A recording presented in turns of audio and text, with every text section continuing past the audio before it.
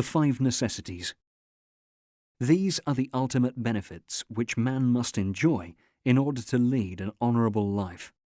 Indeed, all divine laws have commanded their preservation and prohibited anything that contradicts them. Islam also urges its adherents to protect such necessities so that they may serve them well in the worldly life and the life to come, and thus live in total peace and security. Muslims in all parts of the world form one single community, Ummah, whose members support one another as if they were a solid, cemented structure, each part strengthening and giving support to the others. They are, as the Prophet once described them, like one body. When any part of it aches, the whole body aches because of sleeplessness and fever. These 5 necessities can be preserved by recognizing and appreciating them, protecting them against any violations. Religion. This is the main reason why Allah created people and sent messengers to convey it to them and to preserve it. As the Quran states, "We sent a messenger among every people, saying, 'Worship Allah and keep clear of all false gods.'" Surat An-Nahl, 1636.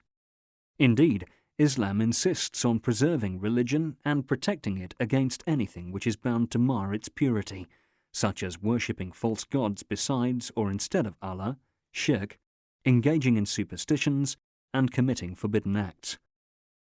Life. Allah commands us to preserve human life even if this involves the commission of a sin, especially if one is driven by necessity to do so. As the Quran states, "But if one is forced by necessity, without willful disobedience, nor transgressing due limits, then he is guiltless." Surat Al-Baqarah 2:173. He has forbidden suicide or any act against human life in general. Do not cast yourselves into destruction. Surat Al-Baqarah 2:195. He has also legislated punishments which serve to deter people from unjustly harming others, no matter what their religion may be. O you who believe, fair retribution is prescribed for you in cases of murder. Surat Al-Baqarah 2:178. The mind. Islam prohibits anything that is bound to have a negative effect on the mind and impair discernment. Indeed, the intellect is one of the greatest blessings Allah has bestowed upon us. It is the very faculty by which Allah has honoured man and favoured him over other creatures. It is also the reason that makes him subject to accountability in this life and in the hereafter. It is for this reason that Allah has forbidden all types of intoxicants and drugs, which he describes as an abomination of Satan's handiwork. O you who believe, intoxicants, gambling, stone altars and divining arrows are abominations devised by Satan. Avoid them so that you may be successful. Surat Al-Ma'idah 5:90. Progeny. Islam stresses the importance of preserving progeny and starting a family in which the new generation acquire good manners and learn lofty principles. This is clear in a number of rulings which include the following. It encourages marriage and prompts its adherents to make it easy for the unmarried people with the least expenses. Marry off those among you who are unmarried. Surat An-Nur 24:32.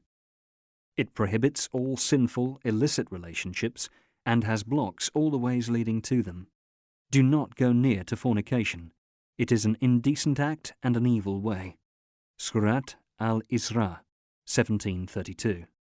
It forbids slandering or defaming people's lineage and considers this act a major sin for which the perpetrator is subject to a specified punishment in this life in addition to severe chastisement in the hereafter. It commands its adherents to preserve people's honour and considers a person who is killed defending his honour or that of his family a martyr. Property.